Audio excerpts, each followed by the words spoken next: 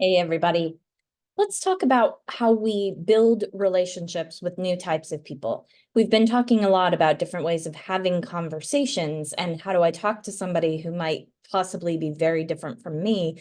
But how do I even meet this theoretical person who's very different from me? That's a question people actually ask me a lot because most of us tend to go around in our day to day and we see the same people. We see the people we work with.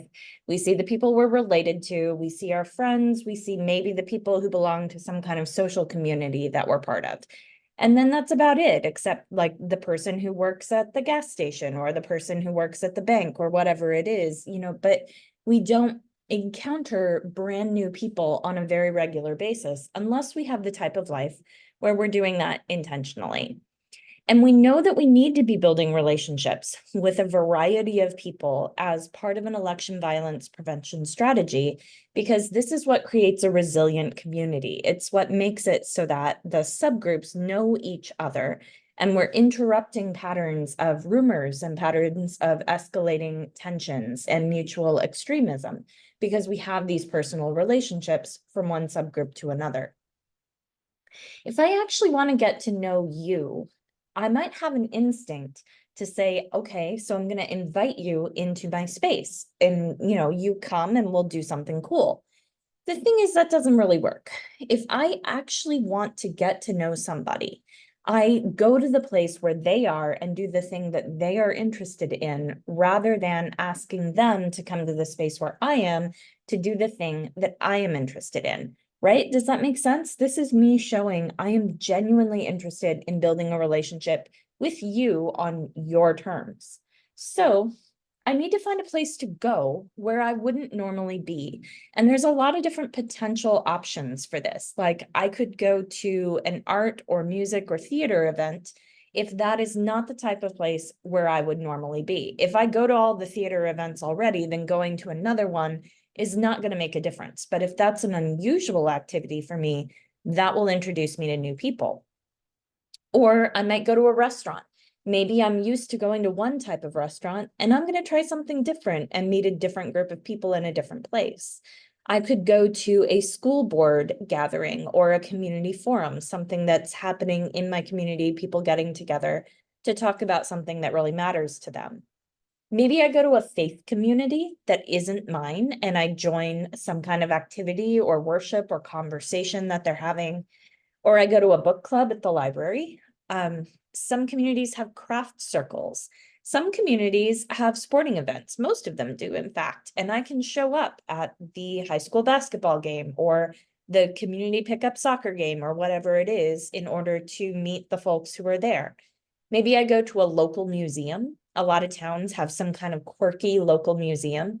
Or I can go to stores, just a type of store that I'm not usually in, a different kind of demographic crowd. And then there's always nonprofits in the area that have some kind of work days or cleanups, the kind of thing where people are getting together to clean up the park, something along those lines. These are all places that I might choose to go. And a lot of people will say to me, I don't know, to walk into a place like that I haven't been before, I'm not sure that I feel very good about that. That's a really scary kind of idea. Actually, I totally understand that.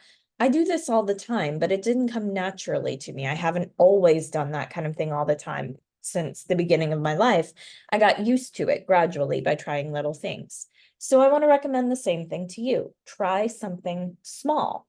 Choose something that is the right level of scary. We've talked about right level of scary before.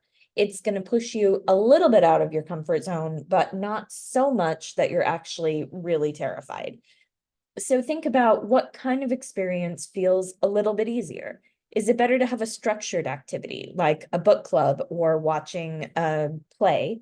Or is it better to have a structureless activity like a work day or a party or something along those lines where we're just chatting socially and there's not actually very much structure? Do I feel better doing something like jumping into a pickup game? Or do I feel better being still and mostly listening, at least at first? Think about whether a small group sounds better or a large crowd sounds better. Which of those is easier for you? And then also think about whether you're looking for an activity where there's a leader telling you what to do, or an activity that's leaderless and you're kind of finding your own way as you go? These are some of the questions that you might ask, and that might help you figure out, okay, so here's an option that feels good to me, and I would be comfortable trying something like that.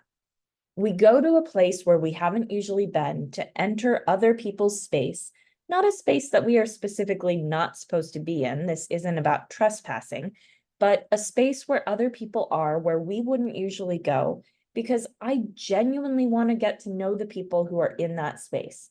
If this is disingenuous for you and you don't actually want to know these people at all, and there's nothing about you that wants it, then don't do that, because that's just being fake. But if you are hearing that it's important to build these kinds of relationships and that's something that you want to try, this is a good first step. Find a place to go where you haven't been before. And next time that we talk, we'll actually dig into, okay, so once I get to this place where I haven't been before, what exactly am I going to do when I get there? That's next time.